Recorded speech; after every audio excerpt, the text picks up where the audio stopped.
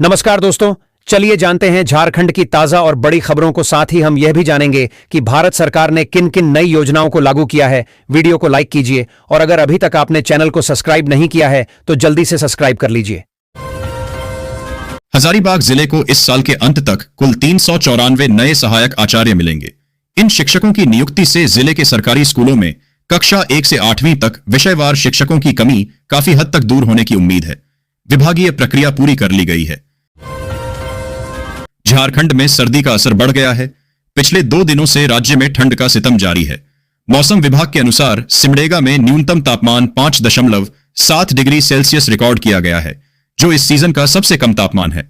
वहीं गोड्डा का न्यूनतम पारा 29.7 डिग्री सेल्सियस दर्ज हुआ है। झारखंड परिवहन विभाग ने ड्राइविंग लाइसेंस बनाने की प्रक्रिया में बड़ा बदलाव किया है। अब आवेदकों को लाइसेंस बनवाने के लिए न तो आरटीओ ऑफिस के चक्कर लगाने होंगे और न ही टेस्ट सेंटर पर जाने की जरूरत पड़ेगी। दरअसल विभाग ने डीएल बनवाने के लिए स्मार्ट सिस्टम लॉन्च किया है, जिसके तहत अब लाइसेंस का टेस्ट घर बैठे ही ऑनलाइन पूरा किया जा सकेगा। झारखंड के राशन कार्ड धारियों के लिए बड़ी खुशखबरी है। दरअसल राशन कार्ड धारियों के लिए राज्य सरकार ने ई-केवाईसी की प्रक्रिया को और सरल कर दिया है।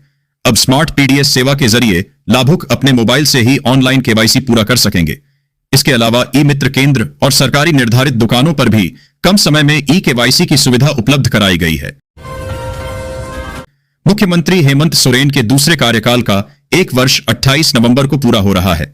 राज्य सरकार इस 1 वर्ष के कार्यकाल को नियुक्ति वर्ष के रूप में मनाने जा रही है। साथ ही 11 नवंबर से शुरू हुए झारखंड के रजत जयंती समारोह का समापन भी 28 को हो जाएगा। इस मौके पर मुख्यमंत्री हेमंत सोरेन रांची के मोरहाबादी मैदान में आयोजित समारोह में लगभग 9,000 लोगों को नियुक्ति पत्र वितरित करेंगे। हेमंत सोरेन ने वर्ष 2024 में भारी जीत के बाद 28 नवंबर को मुख्यमंत्री पद की शपथ ली थी। झारखंड हाई कोर्ट ने टीजीटी नियुक्ति प्रक्रिया से संबंधित 363 लंबित याचिकाओं का निपटारा कर दिया है। जस्टिस आनंदा सेन की पीठ ने कहा कि ये मामले मीना कुमारी बनाम झारखंड कर्मचारी चयन आयोग प्रकरण के आधार पर निपटाए गए हैं। अदालत ने स्पष्ट किया कि मीना कुमारी मामले में आगे कोई भी निर्णय आने पर उसका प्रभाव सभी मामलों पर स्वतः लागू होगा। यह फैसला टीजीटी अभ्यर्थियों के लिए महत्वपूर्ण है। रांची में भारत दक्षिण अफ्रीका क्रिकेट मैच को लेकर उत्साह चरम पर है। विराट कोहली और रोहित शर्मा पहले ही पहुंच चुके हैं, जबकि बाकी खिलाड़ी आज पहुंचेंगे। सुरक्षा व्यवस्था कड़ी कर दी गई है ताकि मैच शांतिपूर्ण ढंग से संपन्न हो सके। शहर में क्रिकेट का बुखार छाया हुआ है। रांची के चान्हो प्रखंड में आपकी योजना आपकी सरकार आपके द्वार कार्यक्रम में कृषि मंत्री शिल्पी नेहा तिर्की ने अधिकारियों को लापरवाही के लिए फटकार लगाई। उन्होंने जनता की योजनाओं में देरी पर नाराजगी जताई और समय पर काम करने के निर्देश दिए। रांची नगर निगम के शिविरों में मनिया सम्मान योजना के लिए महिलाओं ने पूछताछ की। राज्य में खनन क्षेत्र में महिलाएं आगे आ रही हैं। टाटा स्टील ने नोवामुंडी में एक शिफ्ट पूरी तरह महिलाओं को सौंपी है, जहां वे भारी मशीनें भी चला रही हैं। डीजीएमएस के सेमिनार में बताया गया कि महिलाएं सुरक्षा मानकों का पालन करते हुए खनन क्षेत्र में योगदान दे रही हैं। 2019 में 93 महिलाओं से शुरुआत हुई, अब 181 महिलाएं कार्यरत हैं। झारखंड एकेडमिक काउंसिल जेएसी ने मैट्रिक और इंटरमीडिएट की बोर्ड परीक्षाओं की तारीखें घोषित कर दी हैं। परीक्षाएं 3 फरवरी 2025 से शुरू होंगी। मैट्रिक की परीक्षाएं 3 फरवरी से 21 फरवरी तक और इंटरमीडिएट की 3 फरवरी से 28 फरवरी तक चलेंगी। परीक्षा 2 पालियों में होगी और छात्रों को प्रश्न पत्र पढ़ने के लिए 15 मिनट का अतिरिक्त समय मिलेगा। जेएसी बोर्ड परीक्षा का पूरा शेड्यूल वेबसाइट पर उपलब्ध है। सहारा इंडिया की विभिन्न योजनाओं में पैसे जमा करने वाले उपभोक्ता काफी समय से अपने निवेश की वापसी की प्रतीक्षा कर रहे थे। पहले चरण में लगभग 10,000 से 15,000 रुपए तक की राशि देने की घोषणा की गई थी, लेकिन अब रिफंड प्रक्रिया को और तेज करते हुए रकम बढ़ाकर 50,000 रुपए तक कर दी गई है। इसके तहत जिन निवेशकों ने 50,000 रुपए तक निवेश किया है, उन्हें पहली किस्त में पूरी राशि मिलेगी, जबकि जिनका निवेश इससे अधिक है, उन्हें पहले 50,000 रुपए और बाकी राशि बाद की सूची में दी जाएगी। भाजपा इस सप्ताह अपने नए अध्यक्ष की घोषणा कर सकती है। इसके लिए पार्टी के वरिष्ठ नेता बैठकों में व्यस्त हैं। धर्मेंद्र प्रधान, भूपेंद्र यादव, शिवराज सिंह चौहान जैसे नाम चर्चा में हैं। अमित शाह की पार्टी नेताओं के साथ बैठकों का दौर जारी है। पहले यह चुनाव बिहार विधानसभा चुनाव के बाद होने वाला था। जेपी नड्डा का कार्यकाल लोकसभा चुनावों तक बढ़ाया गया था, लेकिन नए अध्यक्ष की नियुक्ति में देरी हो रही है। देश में गरीब और मध्यम वर्गीय परिवारों के लिए सरकार की ओर से एक बड़ी राहत भरी खबर सामने आई है। अब फ्री राशन योजना 2025 के तहत पात्र राशन कार्ड धारकों को फ्री राशन के साथ 1,000 रुपये नकद सहायता दिया जाएगा। जैसा कि आप लोगों को मालूम है कि भारत सरकार के द्वारा गरीबी रेखा के नीचे जीवन अपना करने वाले लोगों को आर्थिक रूप से मजबूत बनाने के लिए इसकी घोषणा की गई है, ताकि उनको पैसे के अलावा फ्री राशन मिल सके। धनबाद में गया पुल अंडरपास के चौड़ीकरण का काम शुरू हो गया है, जिसे शहर की लाइफलाइन माना जाता है। डीसी और एसएसपी ने निर्माण स्थल का दौरा किया और अधिकारियों को जरूरी निर्देश दिए। इस परियोजना से शहर में यातायात 2023 तक सुचारू रूप से चलेगा, व्यवस्था बेहतर होगी और लोगों को जाम से मुक्ति मिलेगी। वृंदावन में राष्ट्रीय जंबूरी का आयोजन किया गया, जिसमें धनबाद की छात्राओं ने अपने लोक नृत्य से दर्शकों को मंत्रमुग्ध कर दिया। इन छात्राओं ने अपनी प्रतिभा और कला का उत्कृष्ट प्रदर्शन किया, जिससे भारतीय संस्कृति की सुंदरता का प्रदर्शन हुआ और सभी दर्शक मोहित हो गए। बीसीसीएल विस्थापितों के लिए बेलगड़िया को 2 इलेक्ट्रिक बसें दे रही है, जिनकी लागत लगभग 2 करोड़ 80 लाख रुपए है। केंद्रीय कोयला सचिव विक्रम देवदत्त धनबाद में इन बसों को हरी झंडी दिखाएंगे। वे जरिया पुनर्वास कार्यों की प्रगति और विस्थापितों 280 करोड़ रुपए हैं। केंद्रीय कोयला सचिव विक्रम देवदत्त धनबाद में इन बसों को हरी झंडी दिखाएंगे। वे जरिया पुनर्वास कार्यों की प्रगति और विस्थापितों की समस्याओं पर भी चर्चा करेंगे। बेलगड़िया में जेआरडीए कार्यालय खुलने से पुनर्वास कार्यों में तेजी आएगी और विस्थापितों को सुविधा मिलेगी। विनोद बिहारी महतो कोयलांचल विश्वविद्यालय BBMKU ने बीएड सेमेस्टर 4 के ऑनलाइन परीक्षा फॉर्म भरने की तिथि घोषित कर दी है। छात्र विश्वविद्यालय की वेबसाइट पर जाकर ऑनलाइन फॉर्म भर सकते हैं। अंतिम तिथि से पहले फॉर्म भरने की सलाह दी जाती है। Jharkhand regional development authority JRDA ने बेलगड़िया टाउनशिप के निवासियों को मालिकाना हक देने का महत्वपूर्ण निर्णय लिया है। इस फैसले से टाउनशिप में रहने वाले लोगों का वर्षों पुराना अपना घर का सपना अब सच हो जाएगा। JRDA के इस कदम से निवासियों में खुशी की लहर दौड़ गई है, क्योंकि वे लंबे समय से इसकी प्रतीक्षा कर रहे थे। झारखंड के स्वास्थ्य मंत्री इरफान अंसारी ने दावा किया है कि जामताड़ा, जो पहले साइबर अपराधों के लिए कुख्यात था, अब उनके नाम से जाना जाता है। धनबाद में एक कार्यक्रम के दौरान उन्होंने राज्य की स्वास्थ्य सेवाओं में सुधार की घोषणा की।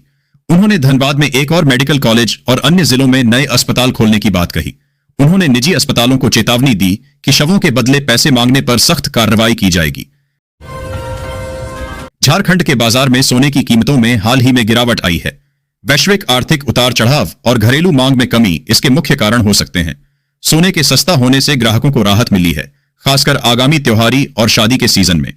यह गिरावट आभूषण विक्रेताओं के लिए भी एक अवसर है, जो बिक्री में वृद्धि की उम्मीद कर रहे हैं। हालांकि सोने के दाम अंतर्राष्ट्रीय कारकों पर निर्भर करते हैं, इसलिए यह बदलाव अस्थायी हो सकता है। UIDAI आधार कार्ड को बदलने की योजना बना रहा है, जिसमें कार्ड पर व्यक्तिगत जानकारी नहीं होगी, केवल फोटो और QR कोड होगा। इसका उद्देश्य डेटा चोरी और धोखाधड़ी को रोकना है। UIDAI एक नया आधार ऐप भी लॉन्च करेगा, जो सुरक्षित पहचान प्रदान करेगा और विभिन्न स्थानों पर तेजी से पहचान में मदद करेगा। सभी संस्थानों को इस नए सिस्टम से जुड़ना होगा। अमेरिका में रहने वाले एक भारतीय श्रद्धालु M रामलिंग राजू ने तिरुमाला तिरुपति देवस्थानम को 9 करोड़ रुपए दान किए। यह दान PAC भवनों के नवीनीकरण के लिए दिया गया है। इससे पहले भी राजू ने 2012 में 16 करोड़ रुपए दान किए थे। मंदिर ट्रस्ट के अध्यक्ष ने उनके योगदान की सराहना की और भविष्य में भी सहयोग की उम्मीद जताई। दिल्ली कैपिटल्स महिला प्रीमियर लीग 2026 के लिए अपनी टीम तैयार कर रही है। नई दिल्ली में हो रही मेगा नीलामी से पहले डीसी ने Jemimah Rodrigues, Shafali Verma, Annabel Sutherland, Marizanne Kapp और निक्की प्रसाद सहित 5 खिलाड़ियों को रिटेन किया है। उनके पास नीलामी के लिए 5 करोड़ 70 लाख रुपए हैं और उन्हें 13 और खिलाड़ियों की आवश्यकता है। यह WPL इतिहास की पहली मेगा नीलामी है। प्रधानमंत्री मोदी ने हैदराबाद में सफरान की नई एयरक्राफ्ट इंजन सर्विसिंग इकाई का उद्घाटन किया। 1300 करोड़ रुपए के निवेश से बनी यह इकाई सालाना 300 LIAP इंजनों की सर्विसिंग करेगी। यह कदम भारत को विमानन क्षेत्र में आत्मनिर्भर बनाएगा और 15 अरब डॉलर तक की बचत होगी। मोदी ने इसे वैश्विक MRO हब बनाने की दिशा में महत्वपूर्ण बताया, जिससे युवाओं के लिए रोजगार के अवसर बढ़ेंगे। 8वें वेतन आयोग को लेकर देश भर में चर्चा है। कर्मचारियों को उम्मीद है कि महंगाई भत्ते को मूल वेतन में मर्ज किया जाएगा। सांसद आनंद भदौरिया ने वित्त मंत्रालय से इस बारे में 5 सवाल पूछे हैं, जिनका जवाब 1 दिसंबर 2025 को लोकसभा में दिया जाएगा। सवालों में महंगाई भत्ते को मूल वेतन में मर्ज करने की योजना और इसके कारणों पर स्पष्टीकरण मांगा गया है। 1 दिसंबर 2025 से देश भर में कई बड़े बदलाव होने वाले हैं।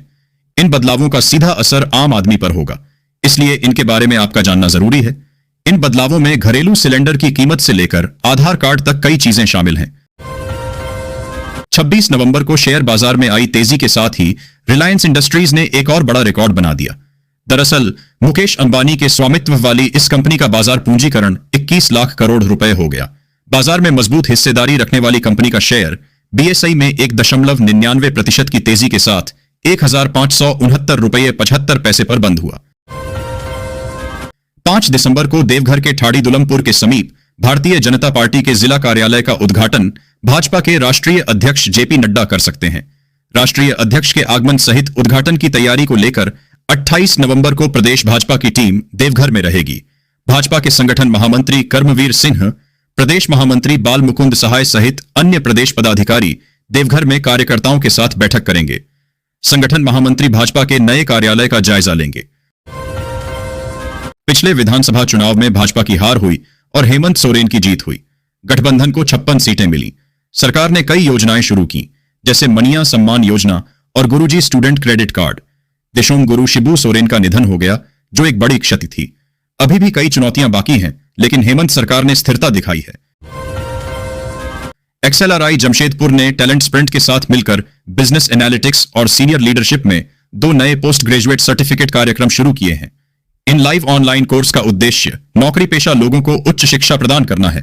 प्रतिभागियों को एक्सएलआरआई का सर्टिफिकेट और एलुमनाई नेटवर्क का हिस्सा बनने का अवसर मिलेगा। यह पहल डिजिटल युग की मांग को पूरा करने के लिए की गई है। टाटा स्टील वर्ल्ड 25,000 दौड़ का काउंटडाउन शुरू हो गया है, जिससे धावकों और दर्शकों में उत्साह चरम पर है। ओलंपिक स्टार शहर के धावकों को प्रेरित करने के लिए तैयार हैं।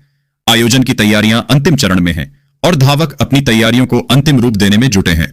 इस दौड़ का सभी को बेसब्री से इंतजार है।